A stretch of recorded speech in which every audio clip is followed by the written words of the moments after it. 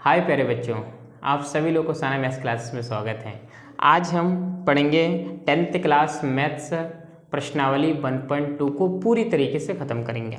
1.2 को सारे क्वेश्चन को हम सॉल्व करेंगे और 1.1 और उसके एग्जाम्पल सब कुछ मैंने पढ़ा रखा है। वीडियो देखिए, प्लेलिस्ट में है और उसको वहाँ से आपको पढ़ लेना है और बहुत बेहतरीन तरीके से, बहुत आराम से सब कुछ समझा रखा है। ठीक है, तो अभी पढ़ेंगे हम प्रश्नावली 1.2। इसके 3 क्वेश्चन है, तीनों क्वेश्चन को हम सॉल्व करेंगे। 1.2 एक्सरसाइज। ठीक, देखिए जरा किस प्रकार का क्वेश्चन है ये।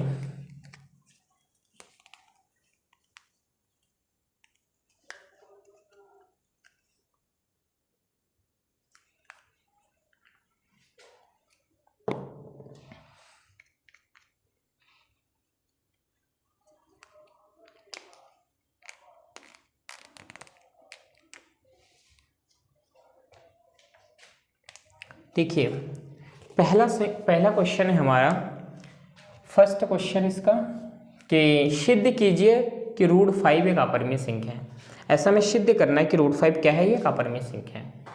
तो देखो √5 एक अपरिमेय संख्या में तुम्हें ऐसा सिद्ध करना है। ठीक, तो लिखोगे अपरिमेय सिद्ध करना है, अपरिमेय। ठीक है, अच्छा तो लिखोगे उत्पत्ति में क्या, माना। अपरिमेय सिद्ध करना है ना, तो परिमेय मानना पड़ता है। मैं माना √5 एक परिमेय संख्या, परिमेय संख्या है। √5 एक परिमेय संख्या है, तो √5 इजिकल टू P/Q लिखोगे, है ना, क्योंकि परिमेय संख्या को P/Q के रूप में लिख सकते हैं। और P और Q क्या होता है, देखो P और Q के बारे में, जहां Q नॉट इजिकल टू 0, कभी भी Q 0 नहीं हो सकता। दूसरी बात, P व Q पूर्णांक है तथा P व Q सह-अभाज्य गुणनखंड है। P व Q सह-अभाज्य गुणनखंड है।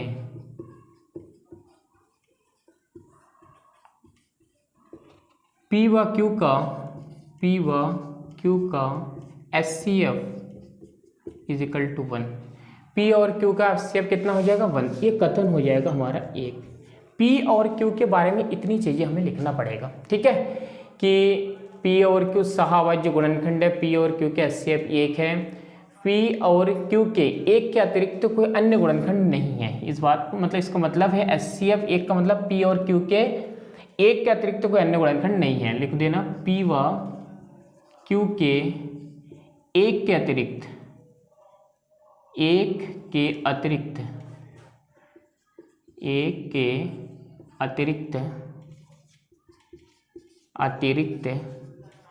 कोई अन्य गुणनखंड नहीं है। ठीक है, इतना P और Q के बारे में लिख देना, बहुत है इतना। ठीक, तो अब क्या करेंगे, दोनों तरफ वर्ग करने पर, क्या करने पर, वर्ग करने पर, दोनों तरफ वर्ग करेंगे तो √5 का स्क्वायर बराबर P/Q का स्क्वायर। तो ये कितना हो जाएगा, 5 इजिकल टू P²/Q²। ये स्क्वायर से रूट खत्म हो जाएगा। ठीक है, तो अब क्या हो जाएगा, देखो तो आप लिख सकते हो 5Q² बराबर P²। ये डिवाइड में मल्टीप्लाई में चला जाएगा, तो Q² बराबर P²/5। ठीक है, तो इसका मतलब क्या है, P² के गुणनखंड 5 है, तो P का भी गुणनखंड कितना होगा, 5 होगा। ठीक, देखोगे P² का एक गुणनखंड, ये गुणनखंड 5 है। तो P का भी एक गुणनखंड 5 होगा। कथन बन जाएगी। तो बहुत अच्छे सुनिएगा। पता है कहानी क्या है? हमने P और Q को सहाभाज्य गुणनखंड बताया है और पूर्णांक बताया वहाँ पे। तो जो हम यहाँ से p² को भाग दे रहे हैं, जो कि एक पूर्णांक है, और पूर्णांक से हम भाग दे रहे हैं, तो एक पूर्णांक दे रहा है हमें। तो इसका मतलब क्या है? p² को 5 क्या कर रहा है? विभाजित कर रहा है, पूरी तरीके से विभाजित कर रहा है।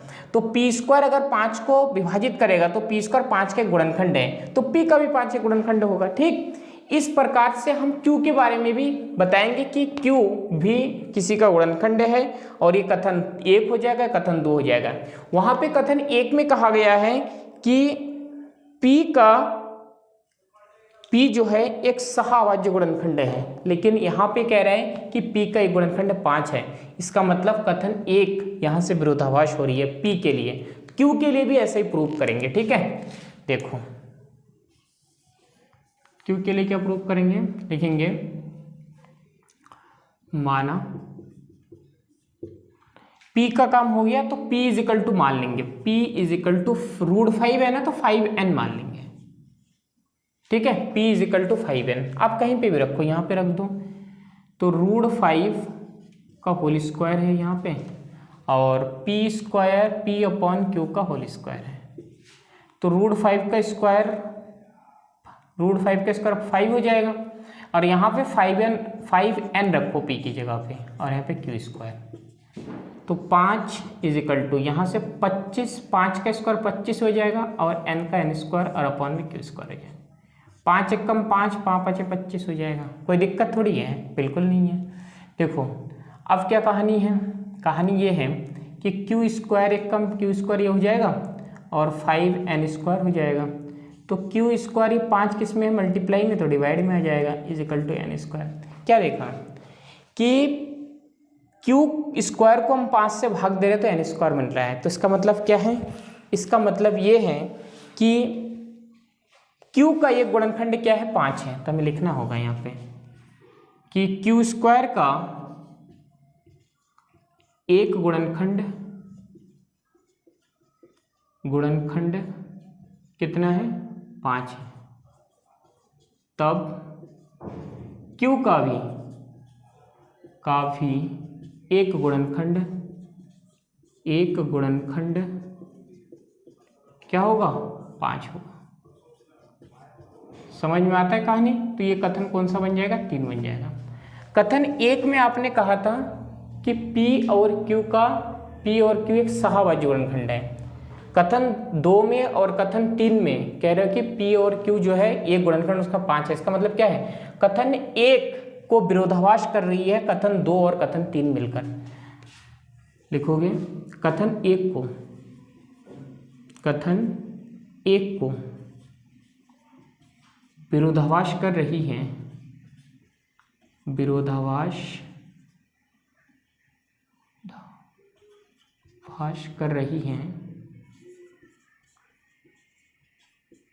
कथन 2 और 3 मिलकर।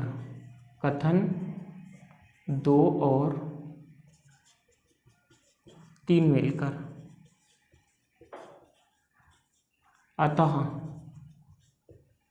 अतः विरोधाभास का इसका मतलब क्या है? जो हमने माना है वो गलत माना है। ठीक है, तो लिखोगे अतः √5 एक अपरिमेय संख्या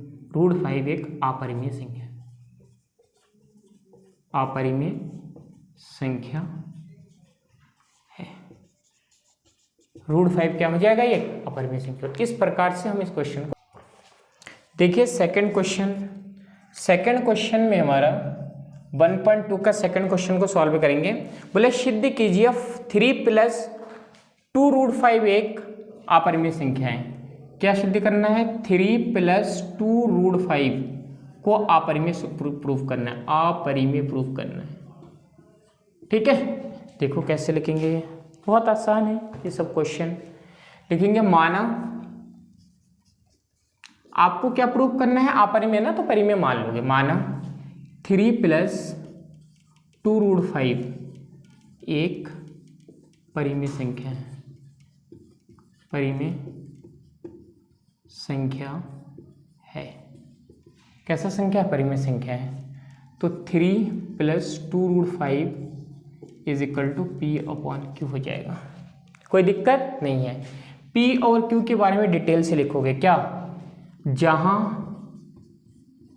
Q is equal to Q not is equal to 0, Q 0 के बराबर नहीं है, P व Q पूर्णांक है। क्या है? पूर्णांक है। और P व Q तथा P व Q सहाभाज्य गुणनखंड हैं। P व Q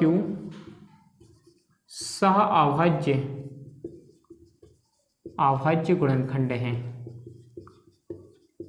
कैसा गुणनखंड है? सहाभाज्य गुणनखंड है, जिसका एक के अतिरिक्त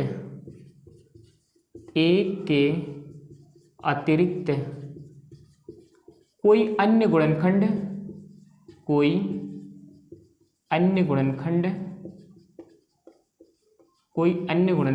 नहीं है। ठीक, कोई अन्य गुणनखंड नहीं है। और P व Q का HCF कितना होगा? P व Q का HCF वो 1 के बराबर होगा। ये कथन बन जाएगा फर्स्ट। P और Q के बारे में आपको इतना लिखना पड़ेगा। ठीक है, अब देखो 2√5 इज इक्वल टू P/Q। ये प्लस का है, उठ के उधर जाएगा तो माइनस का 3 हो जाएगा। फिर क्या बनेगा?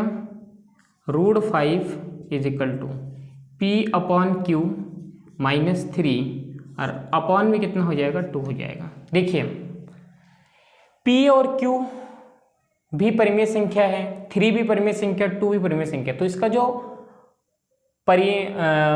भी इसका वैल्यू देगा, जो इसका परिणाम देगा, वो क्या देगा? परिमेय संख्या ही तो देगा। लेकिन ये 5 क्या है?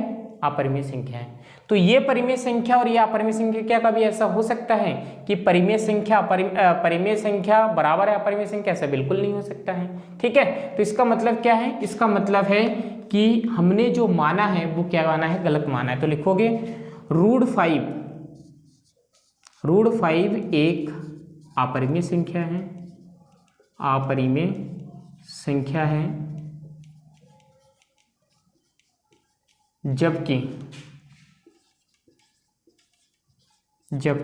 P/Q -3 अपॉन में 2 एक परिमेय संख्या है, परिमेय संख्या है। कैसी संख्या है? परिमेय संख्या। ठीक है, √5 एक अपरिमेय संख्या है, जबकि P/Q -3 एक परिमेय संख्या है। तो इसका मतलब क्या है? इसका मतलब है ये कथन विरोधाभास हो रही है, अतः यह कथन विरोधाभास हो रही है, विरोधाभास हो रही है, क्योंकि परिमेय संख्या अपरिमेय संख्या के बराबर नहीं हो सकता। तो ये कथन विरोधाभास हो रही है, इसलिए जो हमने माना है ना वो गलत माना है। इसलिए 3 + 2√5 एक अपरिमेय संख्या है। कैसी संख्या है? अपरिमेय संख्या है। ठीक है, ये प्रूफ हो गया। देखो, ठीक है, इस प्रकार से हमने सेकंड क्वेश्चन को भी बना लिया। अब हम करेंगे थर्ड क्वेश्चन इसके।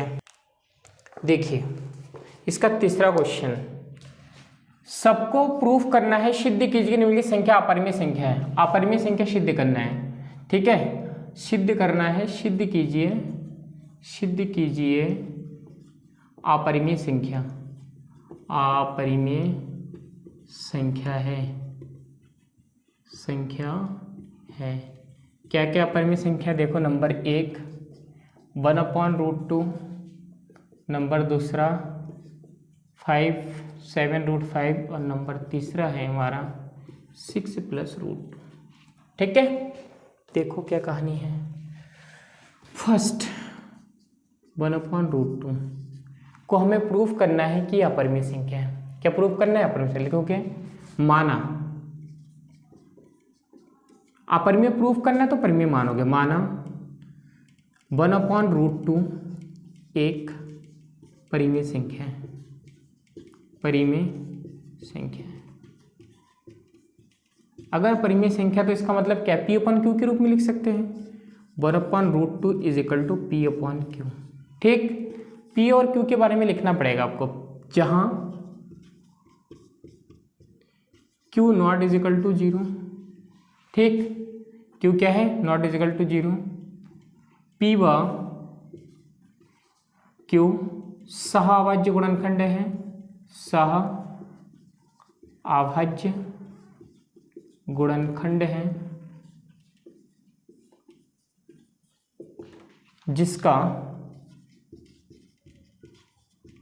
एक के अतिरिक्त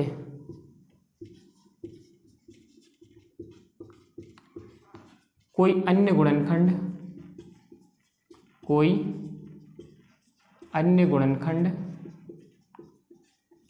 नहीं है। ठीक, और क्या है, P व Q का HCF बराबर 1 है, और P व Q का HCF 1 है, और P व Q पूर्णांक है, P व Q पूर्णांक है। इतनी बातें आपको लिखना है, कथन एक मान लेना है इसको। अब पता है क्या कहानी है, कहानी ये है कि 1/√2 is equal to P upon Q है, तो आप Q कर दो और ये हो जाएगा √2P हो जाएगा, तो Q अपॉन P कर दो इज इक्वल टू √2। देखो Q और P दोनों जो है पूर्णांक हैं, ठीक, और √2 क्या है, पूर्णांक है और परिमेय संख्या है, और ये √2 क्या है, अपरिमेय संख्या है, और परिमेय संख्या कभी भी अपरिमेय संख्या के बराबर नहीं हो सकता। लिखोगे कथन 1 से Q अपॉन P परिमेय संख्या है,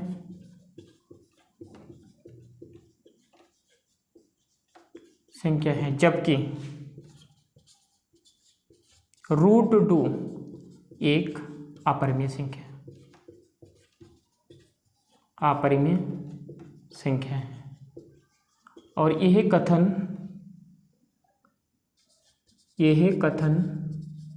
विरोधाभास हो रही है,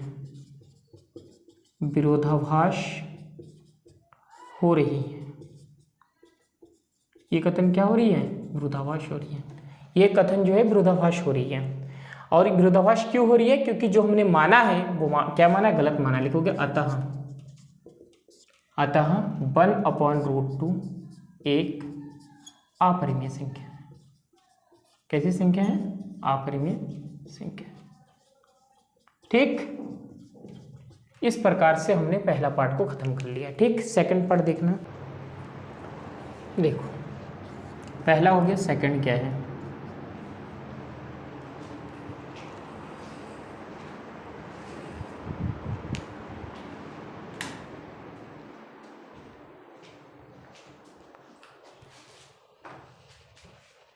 देखिए सेकंड है 7√5।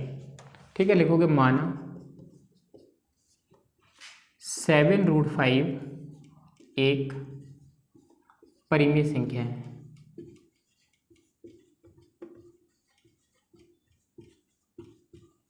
अब परिमेय संख्या तो क्या हो जाएगा, अतः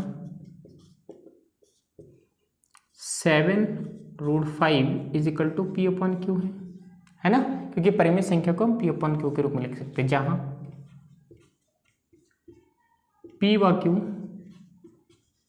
सहाअभाज्य गुणनखंड है, सहाअभाज्य गुणनखंड है। P व Q का एक के अतिरिक्त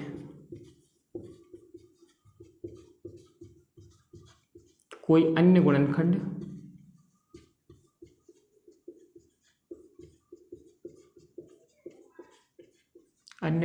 नहीं है। P व Q का HCF बराबर 1 है। P और Q का HCF क्या है, 1 है, और क्या कहानी है, और Q not is equal to 0 है और P व Q पूर्णांक है। इतनी बातें ना लिख दो, बहुत है P और Q के बारे में। अब देखो √5 is equal to P upon Q, ये 7 किस में है, मल्टीप्लाई में है, तो इधर किस में आ जाएगा, डिवाइड में आ जाएगा। P अपॉन Q परिमेय संख्या है, 7 भी परिमेय संख्या है, तो ये जो पोर्शन बना ना, ये पोर्शन परिमेय संख्या बना है, और √5 क्या है, अपरिमेय संख्या है। तो इसका मतलब क्या हो जाएगा, इसका मतलब ये विरोधाभास हो रही है, और विरोधाभास हो रही है तो इसका मतलब जो हमने माना है वो क्या माना है, गलत माना है। तो लिखोगे P upon Q, P upon 7Q परिमेय संख्या है, परिमेय संख्या है, जबकि √5 एक अपरिमेय संख्या है, अपरिमेय संख्या है। ठीक है, √5 क्या है, ये अपरिमेय संख्या है। अतः यह कथन विरोधाभास हो रही है, अतः यह कथन विरोधाभास हो रही है, विरोधाभास हो रही है। इसलिए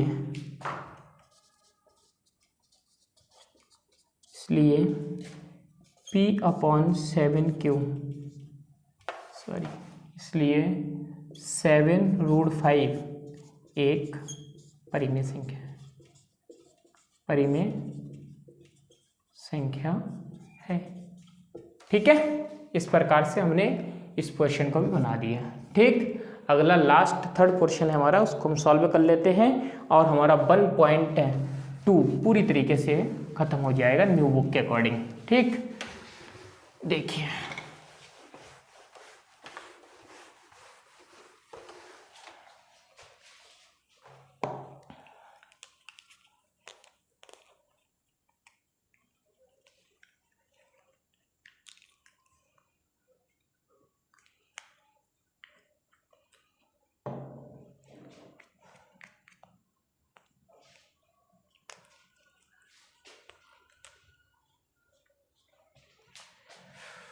देखो थर्ड क्वेश्चन क्या है इसका, 6 + 2√। ठीक है, अब इसको हमें यहाँ पर में प्रूफ करना है, तो लिखोगे माना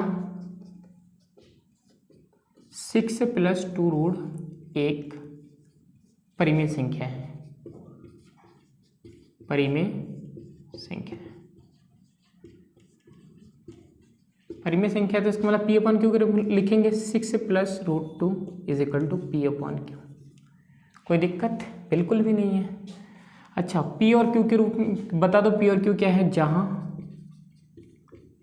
Q not is equal to 0, Q पूर्णांक, P व Q पूर्णांक है, तथा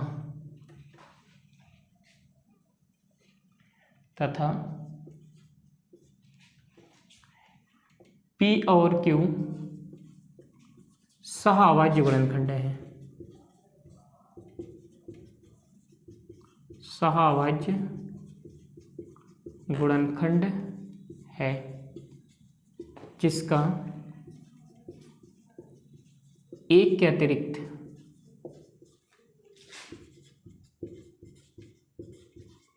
कोई अन्य गुणनखंड नहीं है। P व Q का HCF बराबर 1। ठीक है, ये बातें हमें लिखना पड़ेगा, कथन 1 है। देखो √2 को एक तरफ रखो, P अपॉन Q, ये 6 है, उठ के उतर जाएगा तो माइनस का हो जाएगा। अब यहाँ पे क्या देगा तुमने, ये परिमेय संख्या है, -6 भी परिमेय संख्या से परिमेय संख्या घटाओगे परिमेय संख्या तो आएगा, लेकिन हमारा जो √2 है वो तो अपरिमेय संख्या है, तो लिखोगे √2 अपरिमेय संख्या है, अपरिमेय संख्या है,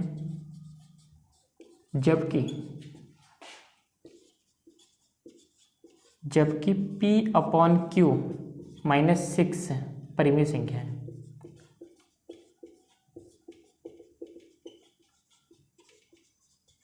और देखो क्या अपरिमेय संख्या परिमेय संख्या के बराबर हो सकता है? बिल्कुल नहीं हो सकता है। अतः यह विरोधाभास उत्पन्न हो रही है, यहाँ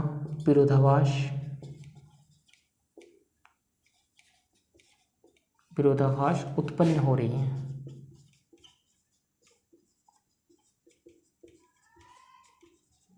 इसलिए